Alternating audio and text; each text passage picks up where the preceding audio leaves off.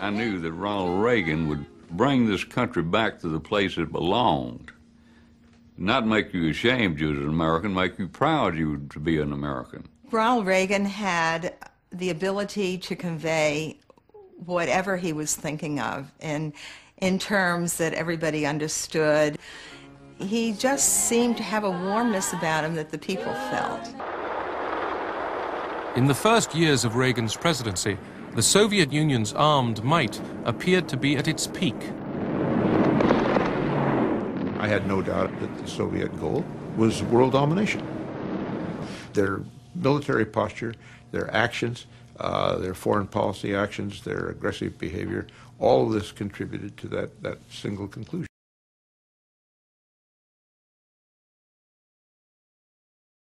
I had a meeting in Moscow with Marshal Agarkov, the Chief of Staff of the Soviet Armed Forces. And he said, you know, all modern military capability is based on the computer. You have little kids in America, 3 years old, who know how to deal with computers. It takes years here to train Soviet recruits in the military to use them, because they've never used them before. We're afraid of computers. If we start deploying computers, it's going to mean loss of political control for the Soviet leadership. President Reagan was portrayed by a vocal minority of Americans and many Europeans as a warmonger. Ronnie, you're not dressed up scary for Halloween. Nance, if John F. Kennedy were alive today, he'd be younger than I am. I'm 75 years old, and I've got my finger on the button. I just couldn't think of anything more scary than that. Trick or treat, fellas.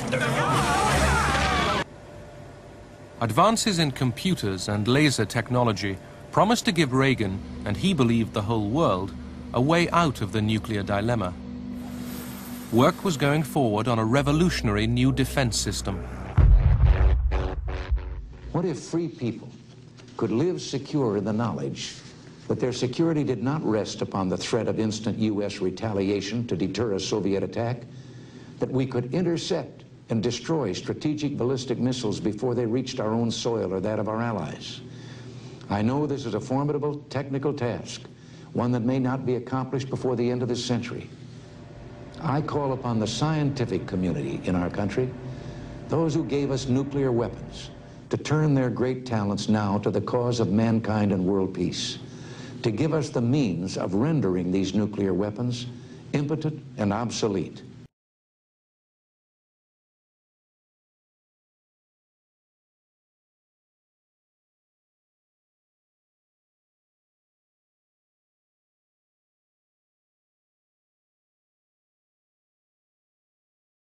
The heavens are for wonder, not for war. Stop Star Wars. Stop weapons in space.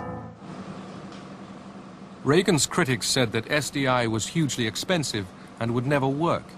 They were appalled by the deep cuts in welfare programs that would be needed to pay for it. Leonid Brezhnev died in November 1982. The ailing KGB chief, Yuri Andropov, succeeded him. Andropov was frightened by SDI and Reagan's anti-Soviet speeches. Convinced that the West was plotting war, Andropov ordered a worldwide alert. The KGB monitored every aspect of life in the West. The banking system was to be closely watched, as were the hospitals and road-building programs. Were the banks attempting to convert their system to a war footing? Were hospitals preparing new beds and setting up blood banks for massive numbers of wounded? On August 31st, 1983, a South Korean airliner, KAL Flight 007, with 269 people on board, left Anchorage for Seoul. The Boeing 747 strayed from its normal route into Soviet airspace. I received a phone call informing me that an unidentified plane had been spotted over Kamchatka and that our attempts to contact it had been unsuccessful. I ensured that all the forces at our disposal were immediately put on alert.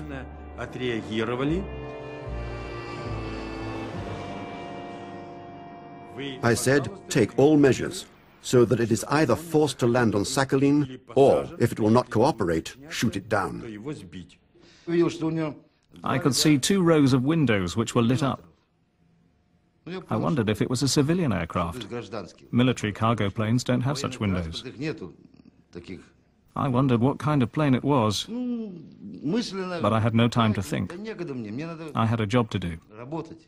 I started to signal to him in international code. I informed him that he'd violated our airspace. He did not respond. Despite the signals from our planes, including warning shots with tracers, the pilot failed to react, simply continuing on his course.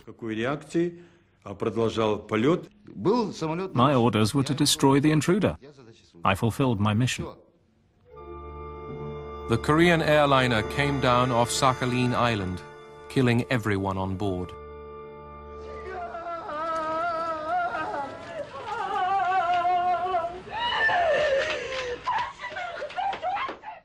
The United States reacts with revulsion to this attack. Loss of life appears to be heavy. We can see no excuse whatsoever for this appalling act. We came to the conclusion that we simply needed to be honest and admit an unfortunate incident has occurred. There was a pilot error, bad weather. One thing led to another. It was not a pre-planned action. No one wanted this. It was a tragic mistake. We went to Kornienko, the deputy foreign minister, who agreed with us. But he was not able to convince the leadership. This was a question of prestige, and the military don't like to admit mistakes. It was pure chance that Gorbachev was the one who accepted first. When Gorbachev came to the United Kingdom, he indeed brought his wife, and that was one of the first signs that we were dealing with someone quite different. Soviet leaders very, very rarely traveled with their wives anywhere. Geneva, Switzerland, November 1985. The stage was set for the first superpower summit in 6 years. Reagan, too, was keen to find out whether he could do business with Gorbachev. Many people in the West wondered whether the 74-year-old Ronald Reagan was up to taking on the 54-year-old Mikhail Gorbachev. The president's aide came in and said, "Mr. President, do you want to put your coat on?" And he said, "Oh, I'm not sure." And somebody said, "Well, it's very cold outside. You should really wear a coat." It was announced that the Soviet cavalcade was at the gates. And Reagan turned and, without putting on his overcoat, walked to the door. And there was much speculation as to whether this tired old man, President of the United States, could keep up with this wily, energetic, young, vigorous communist. And to the amazement of the world, the old man goes down the steps, lickety-split, meets and greets the Soviet leader, who comes out all bundled up in an overcoat, hat, muffler, looking as though he were in Iceland rather than Geneva.